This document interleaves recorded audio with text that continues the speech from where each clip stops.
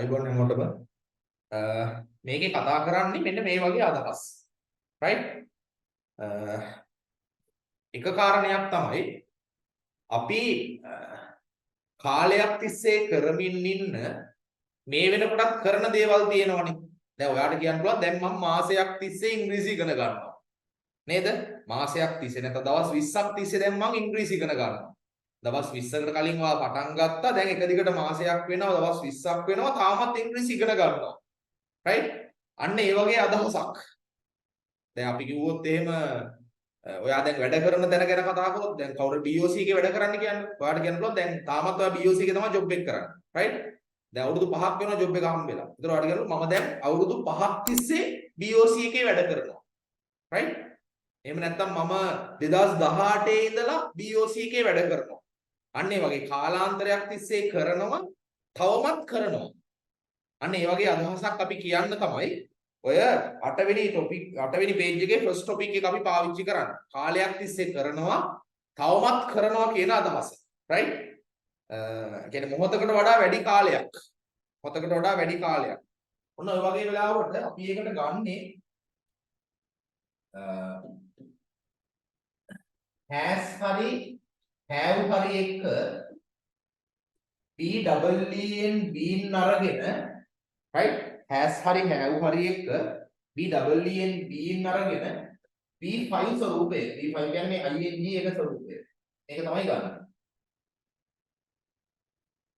right එතකොට චලනයක් ගැන කතා කරොත් මේක එන්නේ කොහොමද has හරි have හරි එනවා has හරි have හරි එනවා been එනවා doing කියලා තමයි එන්නේ doing I have been doing එහෙම නැත්නම් she වගේ එක නම් she has been doing අන්න ඒ වගේ I have been learning English දවස් 20ක් තිස්සේ for 20 days for තිස්සේ කියන්නේ for 20 days I have been learning English for 20 days I have been working at BOC since 2018 2018 ඉඳලා since I have been working මම වැඩ කරනවා BOC එකේ I have been working here නේ අපිට අර කාට හරි නේද වැඩට ඔෆිස් එකට අලුතෙන් ආපු කෙනෙක් වුණා පොඩි සද්දයක් දාන්න උනත් පුළුවන් ඔකේ නේද දැන් සමහරු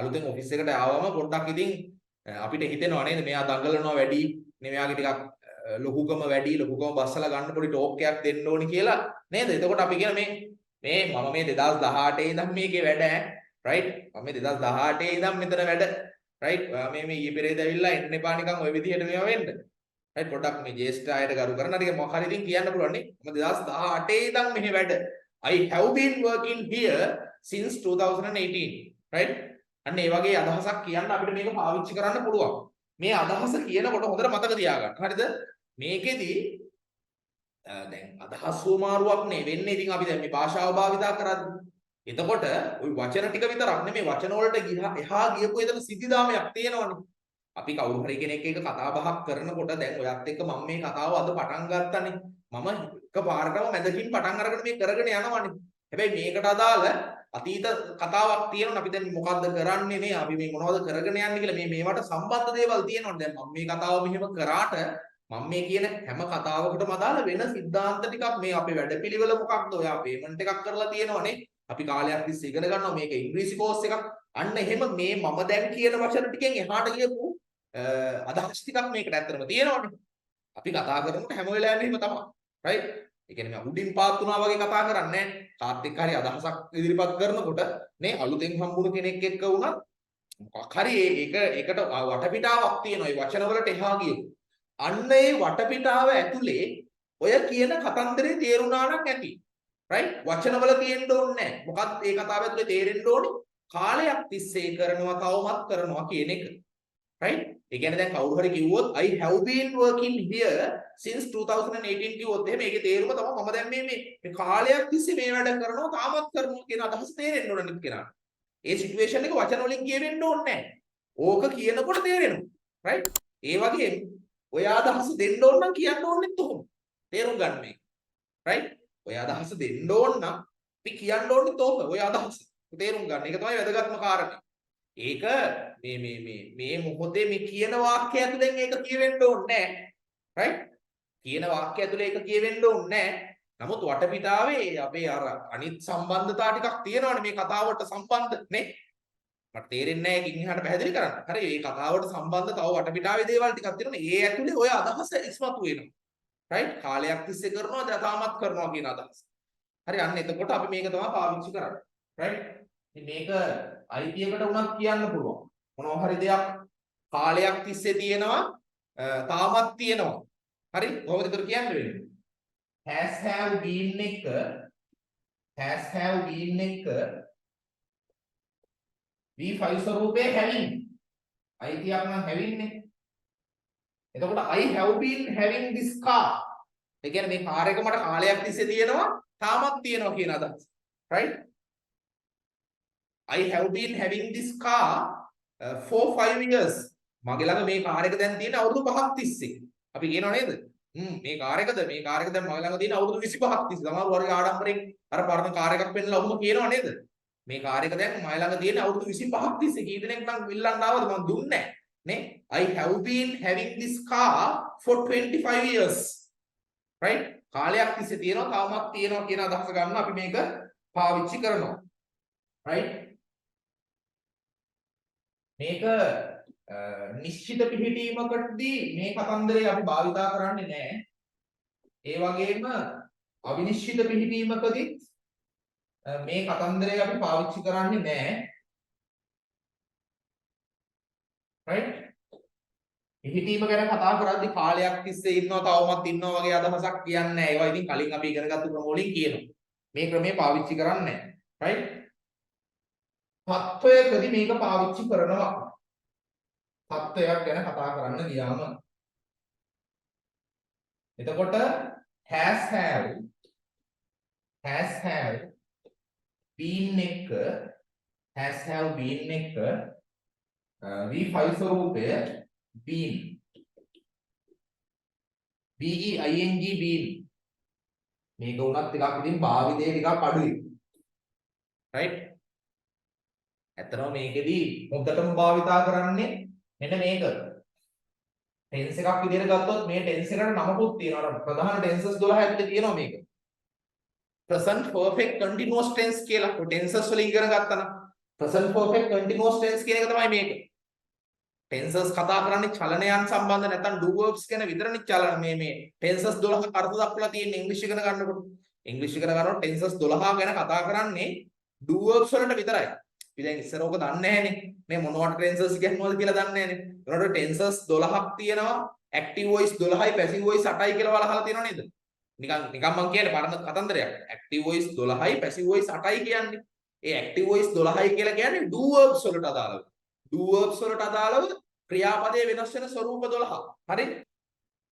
ඒකේ කරනවා කියන එක තමයි simple present tense කියන්නේ. simple present tense. ඒකෙම ඊළඟ topic එක තියෙනව නේද? කෙරුවා කියලා එකක්. ඒකේ අංක 1 තියෙන did දාලා ඕක තමයි simple past tense කියන්නේ. tenses විදිහට ගත්තොත්. ඊට පස්සේ will do කියලා තියෙන්නේ. will do කරයි. අන්න ඒක තමයි simple future tense කියලා කියන්නේ. tenses විදිහට ගත්තොත්. simple future tense. ඔන්න එතකොට tenses තුනක් ඉවරයි. right? පළවෙනි topic එකේ අංක 1 තියෙන්නේ අර am is are doing දාලා. am is are doing. ඕකට තමයි present continuous tense කියන්නේ. tense එකක් විදිහට ගත්තොත්. present continuous tense කියන්නේ ඕකට. ඊට පස්සේ කෙරුවා කියන topic එකේ යටතේ තියෙනනේ was were going, was were doing කියලා එකක්. ඒකෙම ඊළඟ topic එක.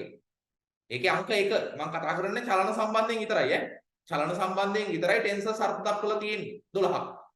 right? කෙරුවා was were doing. ඒකට තමයි කියන්නේ past continuous tense කියලා. present continuous, past continuous අහලා තියෙනවා. past continuous මම නිකන් කියනවා tenses ඉගෙනගෙන තියෙනවා නම් ඒකත් එක්ක කන්ෆියර් කරගන්න ඕන නිසා කියන්නේ. right? past continuous. අද මේ ටික කරාම tenses ටිකත් ඉවරයි ඔක්කොම ඉවර වෙනවා ඒකයි. ඊට පස්සේ තුන්වෙනි topic එක තියෙනව නේද? will be doing කියලා. කර ඉඳී කියන අදහස. හරි? කරමින් ඉන්නවා කියන එක තමයි present continuous, කරමින් හිටියා කියන එක past continuous, මේක future continuous. future continuous. ඔය will be doing කියන එක. will be doing. ඊට පස්සේ මොනවද තියෙන්නේ? present continuous තියෙනවා, past continuous තියෙනවා, future continuous තියෙනවා. ඊට පස්සේ තියෙනවා present perfect. present perfect කියලා කියන්නේ මොකේද දන්නවද? කරලා තියෙනවා කියලා එකක් තියෙනවනේ අංක 1.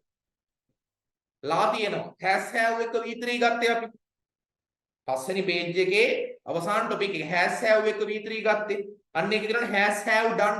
ඔන්න ඕකට තමයි කියන්නේ present perfect tense කියලා. present perfect tense කියන්නේ ඕකට. ඊට පස්සේ ඊළඟ topic එක ඊළඟ page එකේ 6 වෙනි page එකේ උඩම topic එක. ලා තිබ්බලා හිටියා කියන එකේ කරලා තිබ්බ had done කියලා එකක් අපි ලිව්වේ. අංක 1 had done.